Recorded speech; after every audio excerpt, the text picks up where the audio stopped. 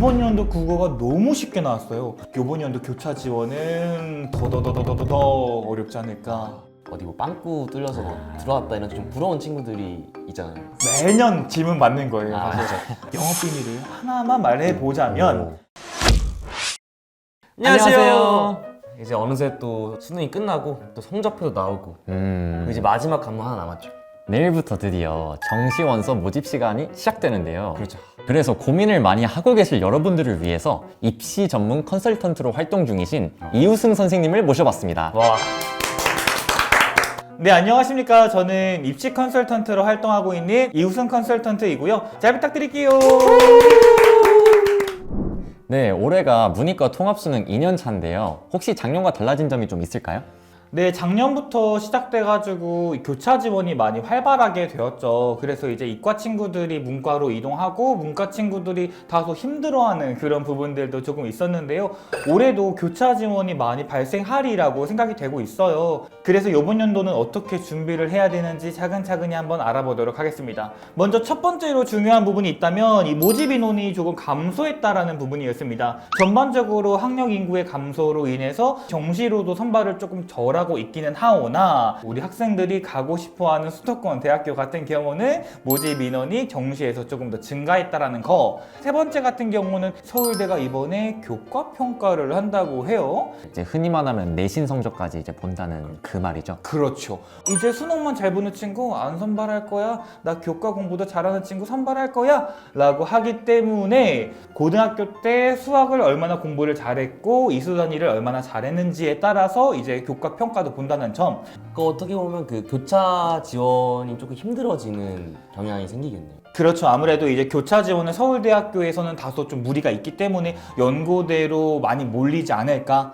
예를 들어서 이제 이공계열을 준비했었던 친구는 보통 이제 뭐 물리나 생명과학이나 뭐 지구과학을 준비했을 텐데 사실 경영학과로 준비하거나 어문계열로 준비하기가 어려운 이유가 뭐냐면 생기부에 또 수행평가에 또 세특에 안 맞다 보니까 아무래도 이런 교차에 대한 부분들이 좀 어렵지 않을까. 원래 입시판에서 서울대가 하면은 다른 대학교들이 다 따라하는 그런 경향이잖아요.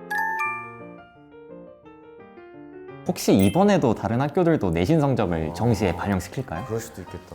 교수님들께 전화를 해봐야겠지만 좀 큰 그림을 좀 보면은 어떤 느낌이냐면 최근 이제 고교 학점대도 있고 진로를 위해 활동한 경험들을 풍부하게 학교에서 평가한다고 하니까 이런 부분들로 미루어 보아 교과 평가가 조금은 이루어지지 않을까 혹은 교과 평가에 상응하는 어떠한 또 다른 제도가 나오지 않을까. 입시는 항상 바뀌니까요. 그쵸. 네, 그렇게 생각하고 있습니다. 문이과 통합이 되고 계속해서 과도기적인 과정을 거치고 있다고 보여지네요. 그렇죠. 계속 변화하게 되고 어머님들은 더 힘들어질 거고 학생들은 매년 더 어려워질 거고 이런 부분들이 있기 때문에 연고TV에서 이렇게 이런 게 있다 저런 게 있다 말해줘야 되는 거 아닌가요? 네. 그래서 더 약간 승무쌤의 존재가 필요한 것 같아요. 아, 네. 우승쌤인데.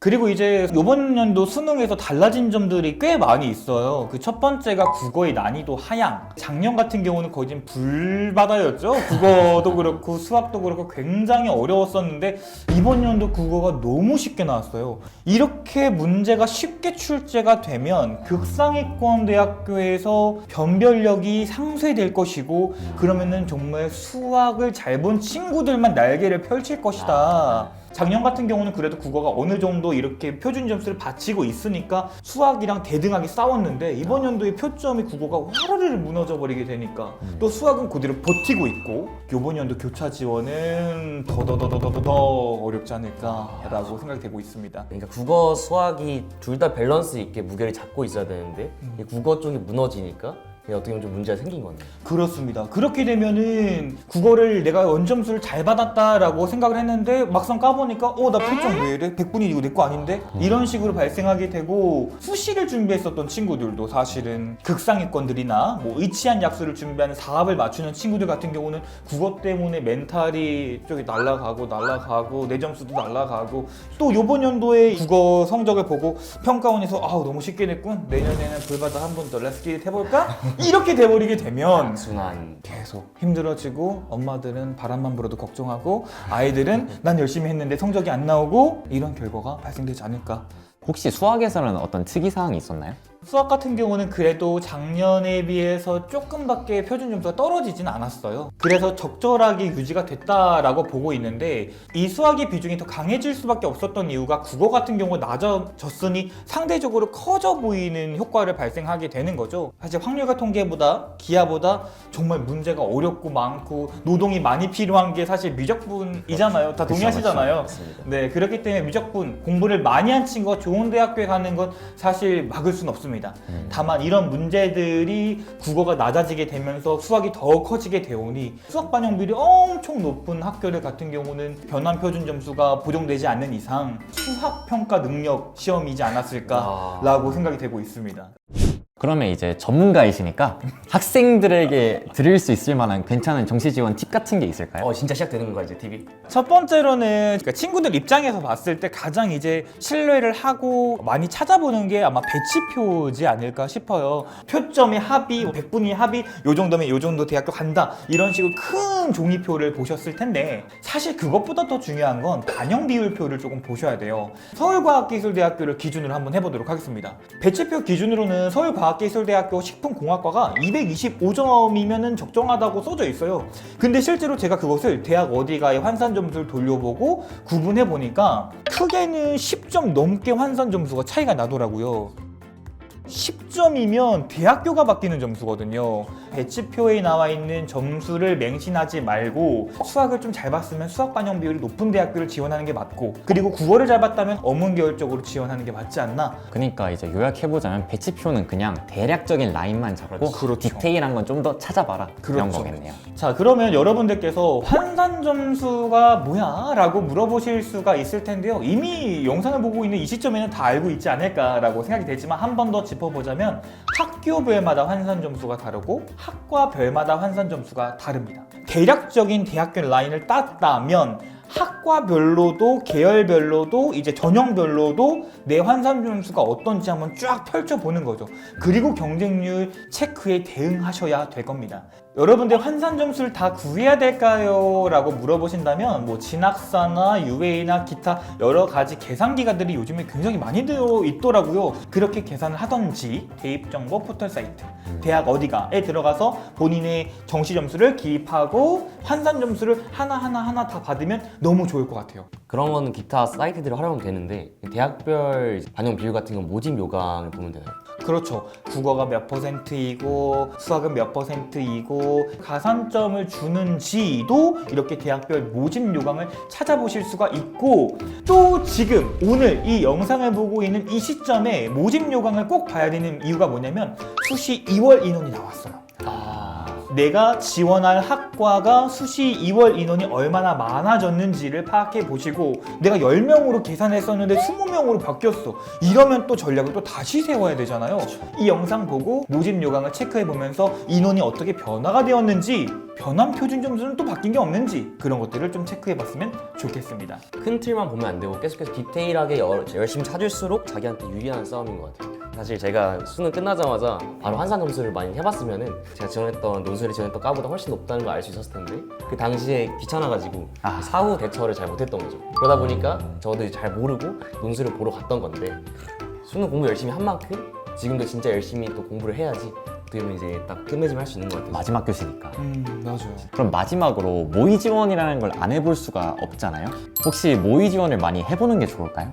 저는 많이 해보는 게 좋다고 생각을 하는데 돈이 조금 들어가는 부분들도 없지 않아 있잖아요. 앞으로 인생을 어떻게 살아갈지에 대한 중요한 기로에 있는데 이때는 저는 어느 정도의 투자는 아끼지 않았으면 좋겠다는 생각도 들고는 있습니다. 모의 지원 사이트를 여러 가지를 하면서 공통된 대학 라인이 아마 도출이 될 거예요. 여러 가지 정보를 얻은 다음에 이제 최종적으로 내가 선택을 할 수 있는 거겠죠. 만약에 모의 지원이 꼭 필요한가요? 라고 한다면 한 번쯤은 해봤으면 좋겠고 원점수나 이런 점수 기입을 할 때 제대로 정확하게 한 번, 두 번, 세 번, 네 번, 다섯 번 이렇게 좀 봤으면 좋겠어요. 거의 뭐 OMR 밀렸으면 똑같은 거니까. 맞아요. 진짜. 진짜. 솔직히 이거를 바라면 안 되는 거긴 하지만 또 막 제 친구들 얘기 들어보면은 어디 뭐 빵꾸 뚫려서 뭐 들어왔다 이런 좀 부러운 친구들이 있잖아요. 그런 거에 대해서 조금 말해주실 수 있나요? 매년 질문 받는 거예요. 아, 사실. 진짜. 전 이렇게 말씀을 드리고 싶어요. 첫 번째, 본인이 원하는 대학교에 빵꾸는 없다 라는 거. 빵꾸를 찾는다는 느낌보다는 경쟁률이 낮은 학교를 찾는다라는 게 좀 더 맞는 말 같아요. 그 부분에 있어서 영업 비밀을 하나만 말해보자면 한 3년치, 4년치를 쭉쭉쭉쭉 봅니다. 한 3, 4년치 봤는데 한 5대1 정도 나오는 것 같아 라고 한다면 거기에 반 이하, 한 2.5대 1 정도가 마지막 경쟁률이었으면 저는 넣었는데 그것보다 낮아지거나 한 0.8대 1 이렇게 엄청 낮아지게 되는 경우가 있다면 저는 안 넣습니다. 경쟁률이 낮아지게 되면 더 넣는 게 좋지 않아요? 라고 말하시는 분들도 많은데 모두가 그 생각을 하고 있을 거니까. 맞아요.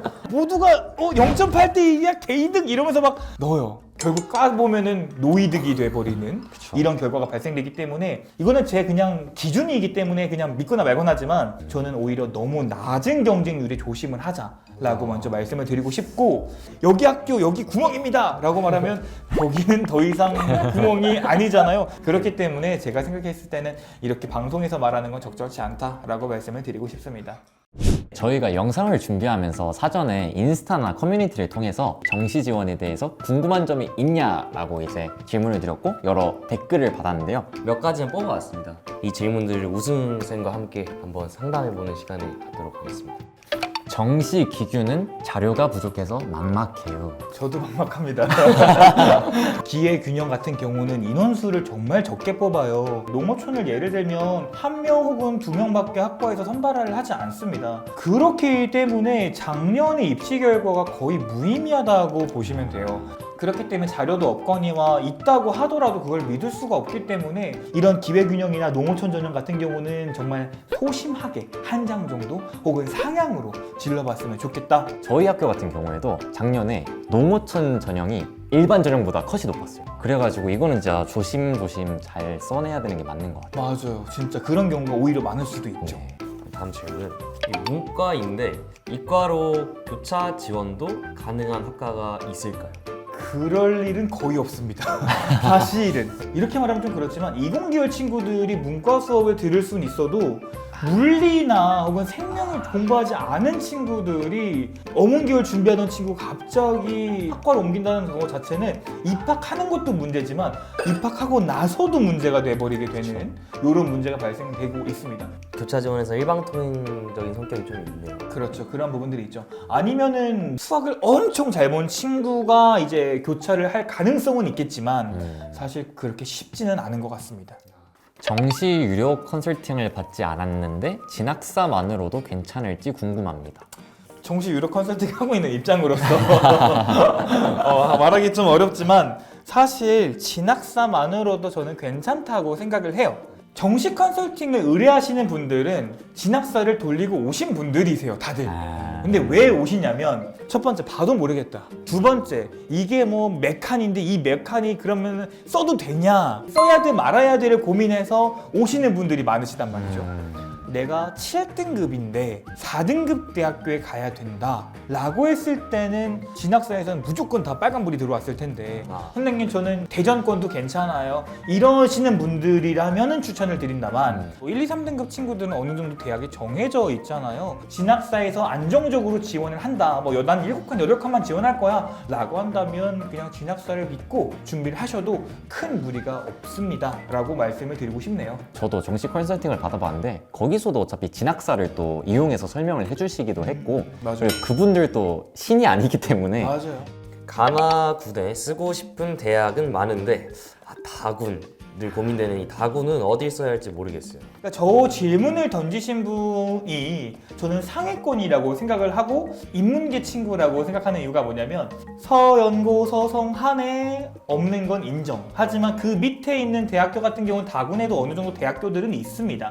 그런데 다군 같은 경우는 인원수를 적게 뽑는 대학교들이 좀 더 많기 때문에 다군에다가 안정을 잡는 것보다는 다군에다가 변수가 많이 발생될 테니까 다군의 상향을 놓고 가나군에서 안정과 적정을 찾는 게 좋지 않을까 싶습니다. 어차피 불안하니까 그냥 이렇게 냅다 질러버리고 그렇죠. 너무 재밌는 게 정시 입시 지원이 그 심리랑 좀 맞물려 있는 것 같아요. 맞아요. 진짜 맞아요. 심리 싸움 되게 중요하죠. 그 심리가 경쟁률의 또 일환이니까요. 그리고 이제 마지막으로 제가 이 기회를 놓치고 싶지가 않아가지고 하여튼 이제 사전에도 이제 드렸었는데 제가 네. 항상 궁금했거든요 살면서. 사실 그 오릿등급이나 성적을 받고도 논술을 바로 치러 가서 논술이 붙어서 이 오릿등급이라는 점수를 받고도 써보지 못했어요.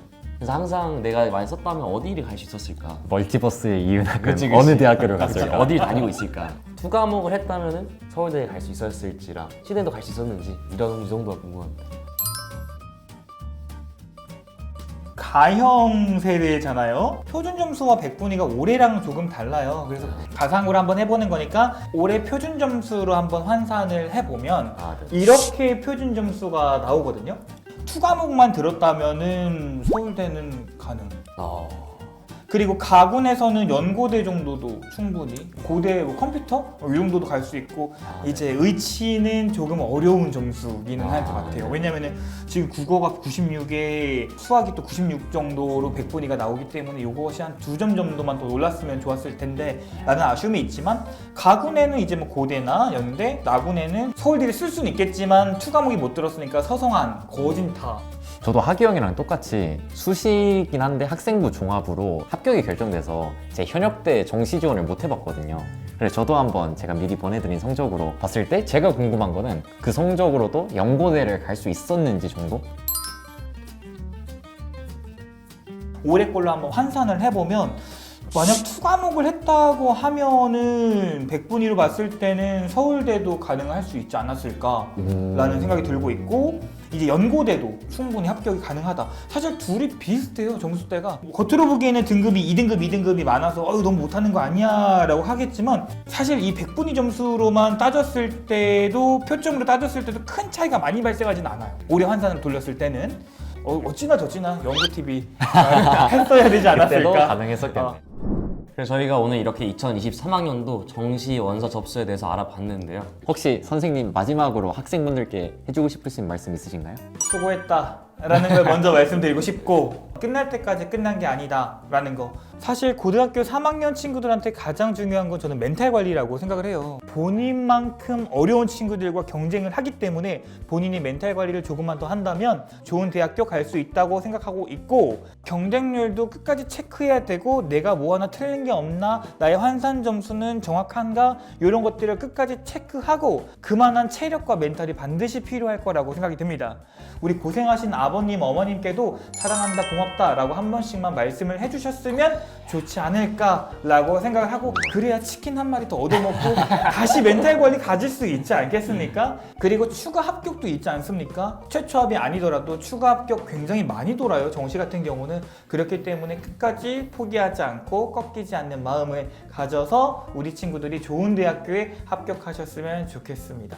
그리고 혹시 저를 찾고 싶거든, 포텐 컨설턴트로 활동을 하고 있으니까요. 궁금하시다면 포텐 홈페이지에서 컨설팅을 신청해 주시면 되겠습니다. 선생님께서 말씀하신 대로 끝날 때까지 끝난 게 진짜 아닌 것 같아요. 그러니까 마지막 혼신의 힘을 다해서 끝 마무리 잘 하셨으면 좋겠습니다. 구독하고 좋아요. 안녕. 고생했다. 진짜 수고 고생할 많으시고 거고. 진짜 끝까지 고생하시고 진짜 꼭 좋은 결과 있길. 근데 20살 되고 나서도 고생의 연속이잖아요. 공감? 맞죠. 너무 공감 있는 팩트 공격. 이게 계속 힘든 것 같아요. 그죠?